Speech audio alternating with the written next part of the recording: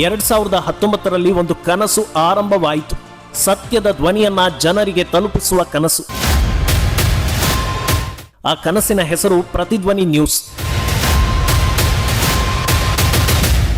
ಇಂದು 2026 April 11 ನಾವು ಯಶಸ್ವಿಯಾಗಿ 7ನೇ ವರ್ಷದ ಪಯಣವನ್ನ ಪೂರ್ಣಗೊಳಿಸಿದ್ದೇವೆ.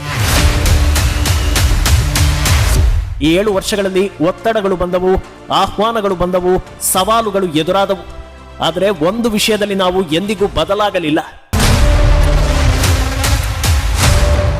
ನಾವು ಸ್ವತಂತ್ರರು, ನಾವು ನಿರ್ಭಯರು. ಯಾವುದೇ ಪಕ್ಷದ ಪರವಲ್ಲ, ಯಾವುದೇ ವ್ಯಕ್ತಿಯ ಪರವಲ್ಲ.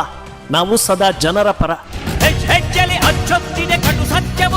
ಪ್ರತಿಧ್ವನಿ ನ್ಯೂಸ್ ಅಧಿಕಾರದ ಮುಂದೆ ತಲೆ ಬಾಗದ ಧ್ವನಿ, ಸತ್ಯದ ಮುಂದೆ ಮಾತ್ರ ತಲೆ ಬಾಗುವ ಮಾಧ್ಯಮ.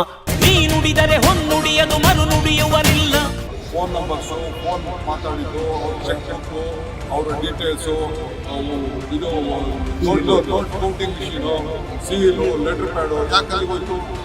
ಆಮೇಲೆ ಈ ಲಿಸ್ಟಿಂದ ಸೀಟ್ ಮಾಡಬೇಕು, ಈಗ ಡಾಟಾ ಕಲೆಕ್ಟ್ ಮಾಡ್ಕೊಂಡು 7 ವರ್ಷಗಳ ನಂಬಿಕೆ, 7 ವರ್ಷಗಳ ಹೋರಾಟ, 7 ವರ್ಷಗಳ ಜನ ಬೆಂಬಲ.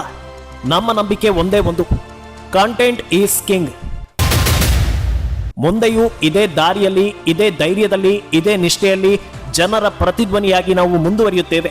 ನಿಮ್ಮ ಸಹಕಾರ ಹೀಗೆ ಇರಲಿ.